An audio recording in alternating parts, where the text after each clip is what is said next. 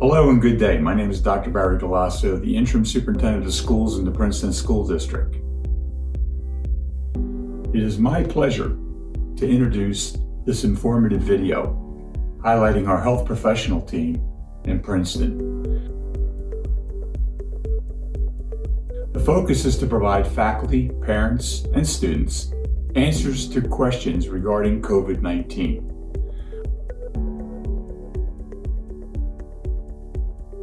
I want to take this opportunity to thank our doctors and nurses for their time and expertise as they provide vital information to assist our community in making decisions. Have a great day and enjoy the video.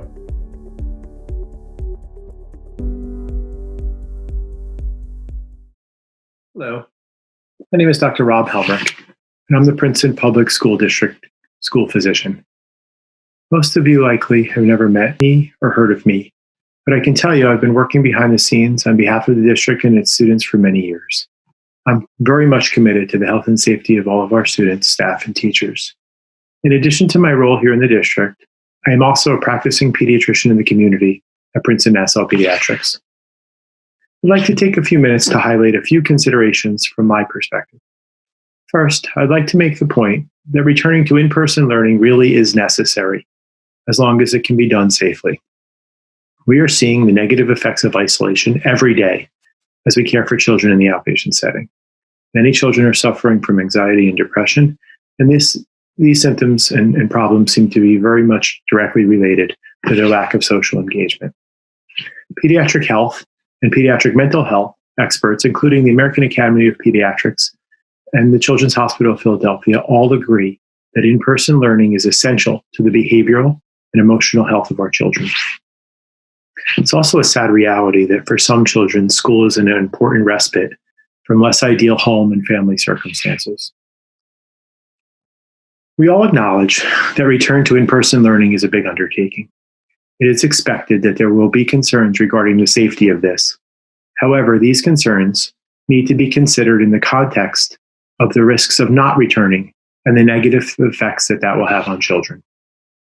At this time, I'd like to touch on a few key issues regarding safety. The district is carefully monitoring the data regarding the burden of COVID disease in our community. And at the current time, the disease in our community is very low. The CDC recently published criteria to guide us as we look at the data. These recommendations are similar to those that have previously come out from the Children's Hospital of Philadelphia, the American Academy of Pediatrics, and the New Jersey Department of Health. There is consensus that the targets for return to in-person learning generally are that there will be less than 10 cases per 100,000 people, and that less than 5% of the tests that are done in our community will be positive. We have met both of these criteria for the past several weeks, as reported by the New Jersey Department of Health in the reports that we receive each week. The current numbers for central western New Jersey, which is our region, are approximately 2 cases per 100,000. So not 10 cases, but 2 cases. And 2% test positivity rate. So not the 5% threshold, but far lower at 2%. Of course, the administration, in collaboration with me, the Princeton Board of Health, and the Princeton Department of Health, will continue to watch this very closely, and we will change course if the data no longer supports low disease rates in our community.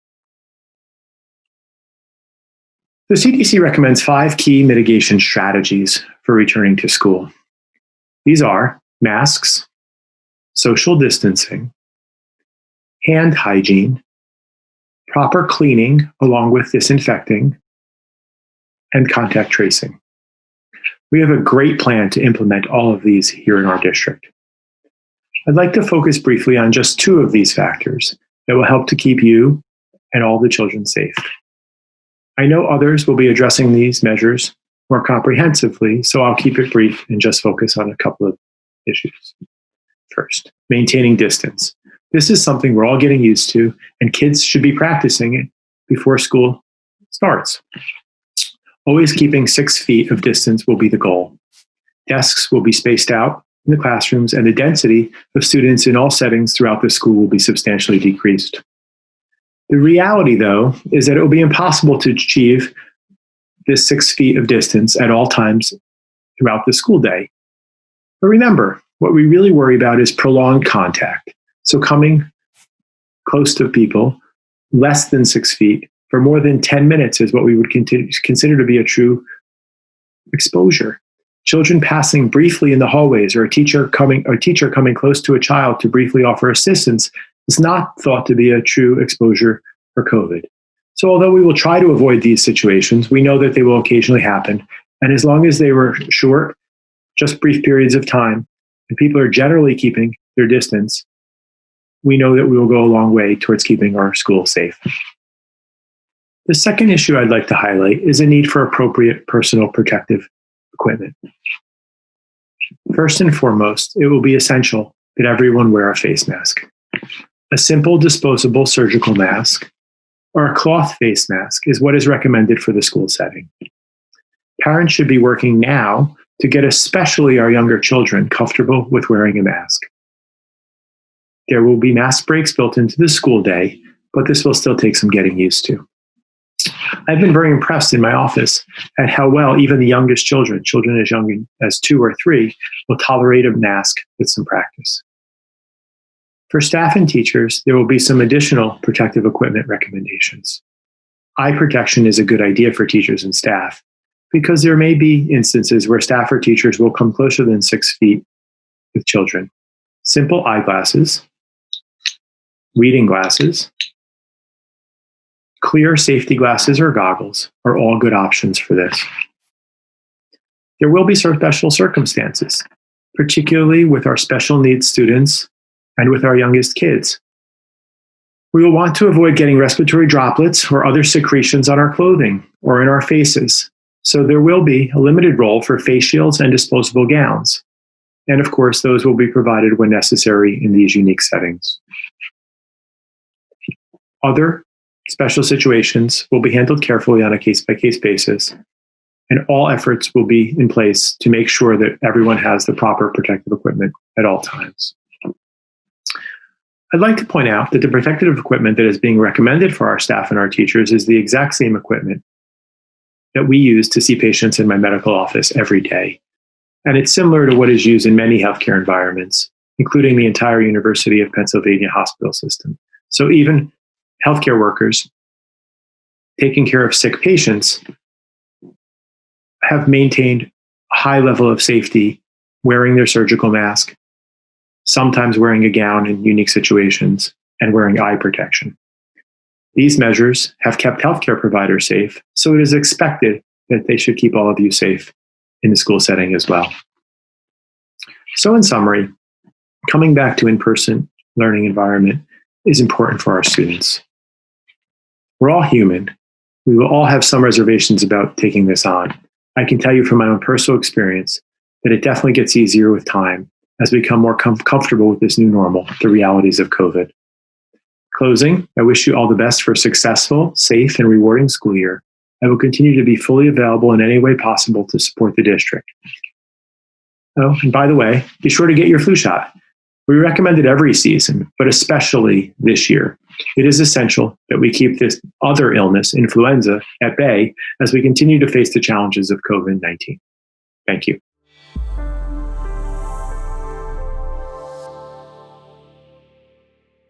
Hi, everyone. My name is Dr. Shilpa Pai, and I'm a member of the Princeton community as well as a mother to 2 children. So what I want to talk to you today about are symptoms of COVID, when it's important that you stay home if you think you have COVID, as well as when it's safe to return to school after having the COVID infection. So the symptoms of COVID could be cough, fever. Fever we usually say above 101 Fahrenheit, chills, runny nose, trouble breathing, shortness of breath or chest pain, as well as muscle aches. Some other symptoms could also be vomiting or diarrhea, loss of taste or loss of smell, headaches, but it's also important that some kids have no symptoms at all. But if you are worried that you or your child may have COVID, it's important to know when you should stay home, not only to protect yourself, but protect others around you as well. So especially if you have a fever, cough, which is how the COVID infection spreads, as well as vomiting and diarrhea, it's really important that you stay home. And if you do have the COVID infection in your home, it's also important that you protect your household members. So avoid physical contact with others. And if possible, wear a mask at home. So which can be difficult, especially if a child has special healthcare needs or a young child as well. Other things that you can try to do is isolate the person who has COVID or the child, which can be difficult, in a separate room. So that's just an extra precaution that you can try to do to prevent the spread of COVID within your household. And after you've recovered from the COVID, when is it safe to go back to school? So what the Center for Disease Control, or the CDC, recommends is that you can go back to school or go back to have contact with others after having the COVID infection. So it's 10 days since the symptoms first appeared, and 24 hours with no fever without the use of any kind of fever-reducing medication. So that means you've had to have no fever without taking any medications that can lower your temperature. Also, it's important that you have no other symptoms of COVID, or at least that they've been improving.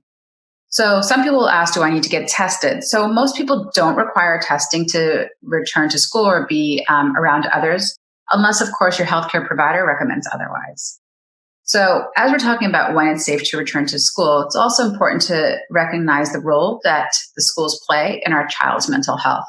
So we all know that schools provide really important services such as academic support, as well as social emotional well-being and their physical health. But it's really important that we recognize that the school also develops a child's language, their communication, their social, their interpersonal skills. Over the past 6 months, many children have experienced social isolation and increased anxiety while not being in school due to the COVID-19 pandemic. And I personally, as a pediatrician, have seen this amongst many of my patients. Many of my patients are reporting that they're feeling more anxious or they're feeling depressed because they haven't seen any of their friends or peers or family members. So that being said, it's also important to remember that schools provide many critical services, such as mental health services, behavioral health services, as well as school meals. So besides a child's home, no other place has more influence on a child's health and well-being than their school environment. Thank you.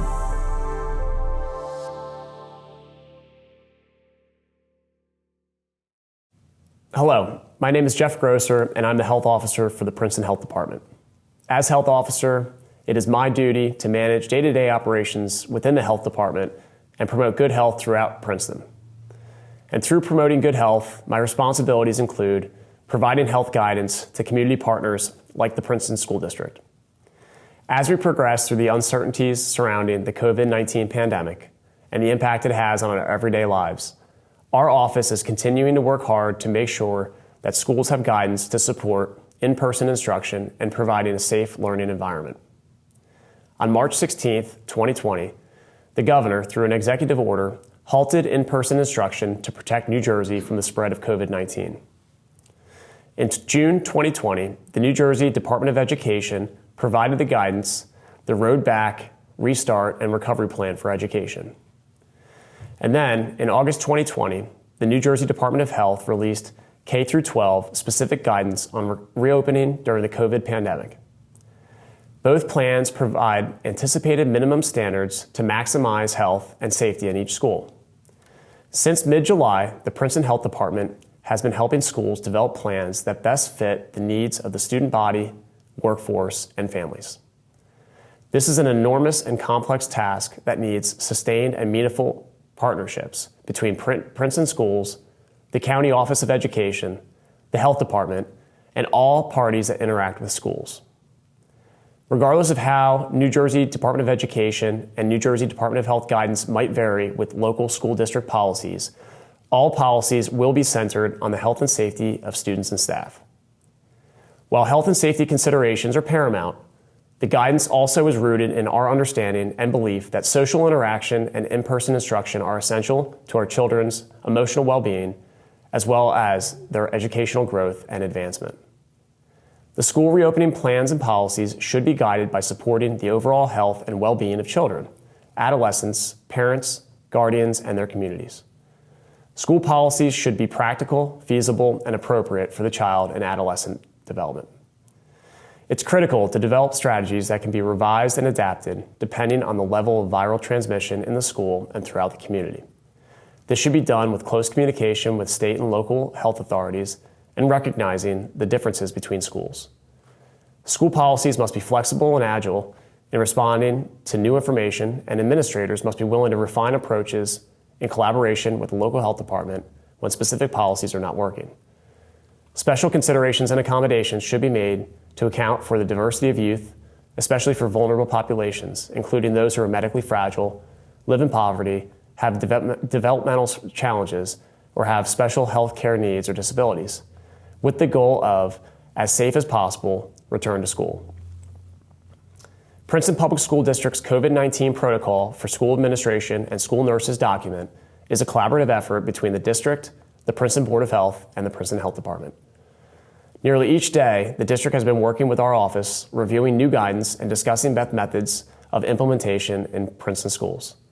The guidance set forth through the PPS Return to School document will provide a safer environment in school and a roadmap for reducing COVID-19 transmission risk in your facilities.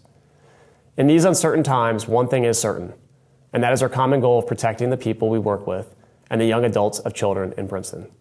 Thank you for your time.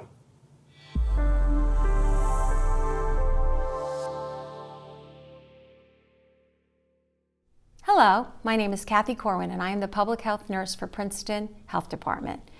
One of the jobs that we have done over the years and interacted with the school nurses is to investigate communicable diseases. And we have been playing an enhanced role in the COVID cases. I want to discuss how to handle a case of COVID in Princeton. The reporting of confirmed cases that will initiate contact tracing will be electronically reported through the New Jersey Department of Health Communicable Disease Reporting System, and they come into the Princeton Health Department. This will commence contact tracing. During contact tracing, if the health department identifies a positive person with contacts in any school, the health department will notify the superintendent or designate. The Princeton Health Department will take the lead on the contact tracing. We'll also initiate isolation and quarantining of ill students and staff, and any further actions needed to contain the spread of COVID-19. The school does not have to do contact tracing of positive cases related to the school. However, the Princeton Health Department will need the following information in a timely fashion, which is the contact information for the potentially exposed cohort. So although the Princeton Health Department is taking the lead on contact tracing, each school should expect to closely partner with the department in order to quickly and effectively respond to confirmed or potential cases of COVID-19. Information that will be asked for includes, but may not be limited to, student and family contact information, the facility diagram. You need that to determine social distancing, related activities of the students, the physical locations, and assistance with risk communication, which is the messaging to the class and the school and the families. It's likely that the school administration may be contacted during the contact tracing procedure for information regarding a case. The process of identifying contacts of cases must be communicated to families early and often. And individuals must realize how the process of identifying those at risk of a potential or confirmed case of COVID works in order for parents and guardians to rationally perform their own risk assessment. It's important to keep students' movements controlled to help identify contacts and areas under consideration of exposure.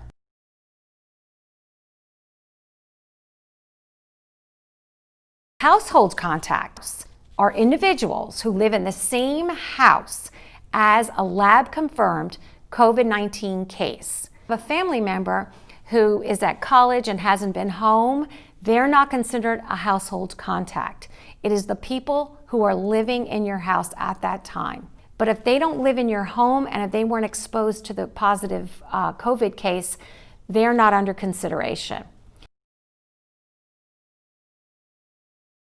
Close contacts are individuals who are within 6 feet of a lab-confirmed COVID-19 case for a prolonged period, which is considered 10 minutes or more.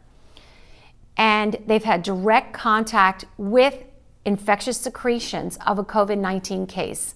In other words, they were sneezed on, coughed on, possibly touched the same surface. Walking past a lab-confirmed COVID case or just being in the same building does not qualify as being a close contact. If a person does have a positive test, I did want to talk about the time frame for self-isolation and quarantine. The purpose of quarantine is to keep people who might have been exposed to COVID-19, but they're not sick, away from others. So if a person is a positive COVID-19 case, we want to keep the individuals away from them. If you're sick, we then put the person in isolation. Isolation is to keep sick people and those infected with COVID-19 virus away from those who are not infected. This also is for a person who is asymptomatic but has a positive COVID-19 case. They will then be put in isolation. Self-quarantine and isolation reduce the spread of COVID-19. Any person getting a COVID-19 diagnostic test should quarantine until they know the results of the test, unless otherwise directed by those administering the test. But basically, if you feel the need to get a test, you should quarantine. These recommendations are not for individuals who got a serologic test, an antibody test. So if you're symptomatic and you tested positive, you will isolate for 10 days since symptoms first began and 24 hours, one full day of fever-free without the use of fever-reducing medication. That is the least amount of time that you will spend isolated, even if you feel better.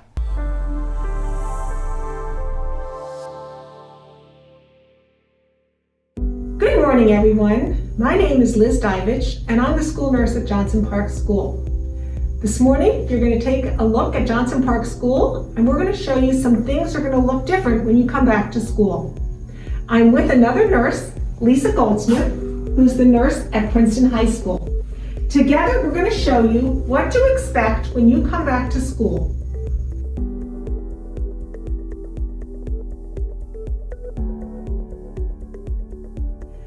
Before you come into the building, you're going to be screened by your parents at home to make sure that you're not sick. Lisa's going to talk to you and tell you what's going to happen before you arrive at school. Before you arrive, your parents are going to need to fill out a screening tool. It looks like this.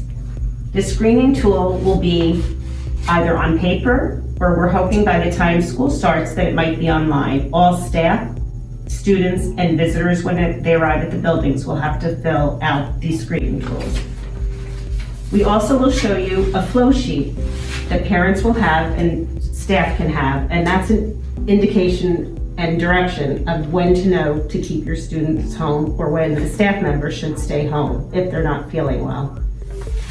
We're going to go inside now and show you some of the new technologies and new ways to try to keep you guys safe and healthy while you're in the buildings at school.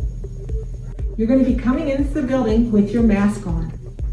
You might also see some teachers wearing a face shield. Just also helps protect them. Nothing to be scared of. During school, you're going to keep your mask on. Teachers will give you mask breaks that you're able to take the mask off, take a few breaths, particularly when you're outside. Now we're going to go inside and see how you're going to be screened once you enter the building. Once you arrive in the building, you're going to come through the doors with your mask on, and we're going to take your temperature. Every building will have a scanner. In Johnson Park, they call her Penelope, so you can either be scanned like Nurse Liz is going to demonstrate now.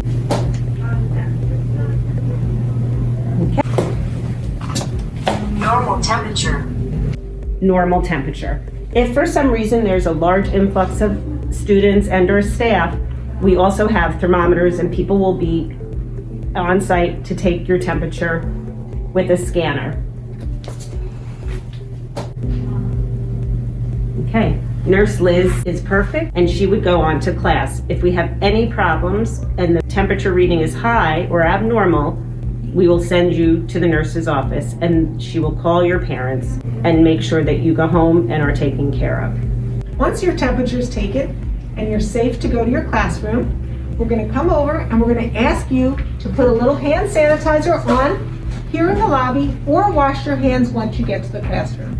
Dispense the sanitizer that you can rub onto your hands before you head to your classroom. When you're walking to class, stay social distance. We want you to stay about 6 feet from your friends. A good way to judge is if you were to put your arm out. Nurse Lisa and I are 6 feet apart when both of our hands almost touch. That's a way to know you're a safe distance from your friends. Then you're going to walk down the hallway. I want you to notice that on the floors, we're going to have signs. Just reminders to show you to stay far enough away from your friends to be safe.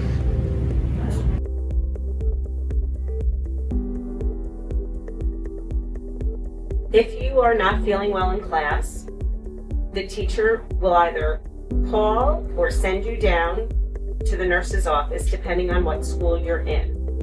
Once you arrive at the nurse's office, the nurses will assess you right away because we don't want you to spread your germs throughout the office.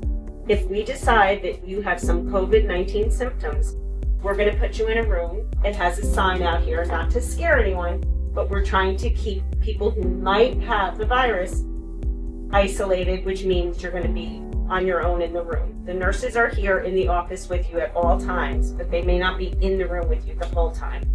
We want parents to know they must have emergency contacts that are within 30 minutes of school.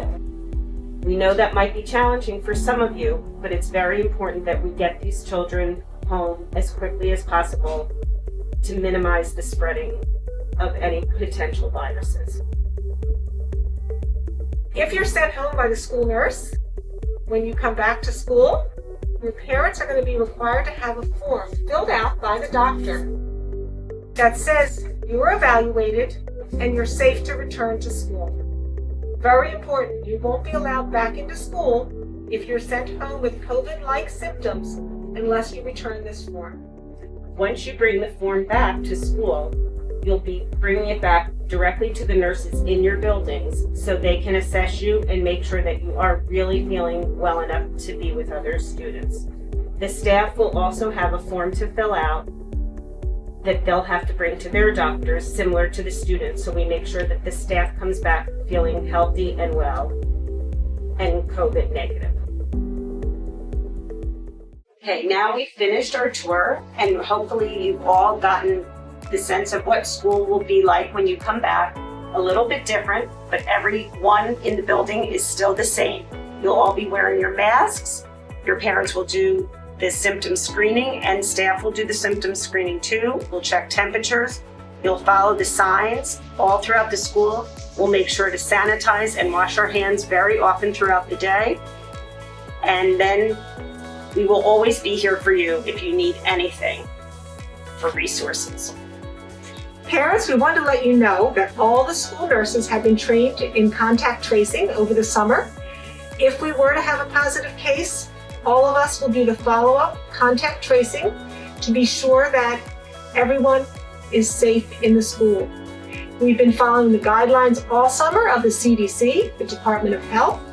We speak to the Department of Education, and we follow the guidance of our school physician for all the decisions and protocols we make. These will all be in place and will be followed once you return to school, and everyone will be kept safe in our care. We look forward to seeing everybody back at school.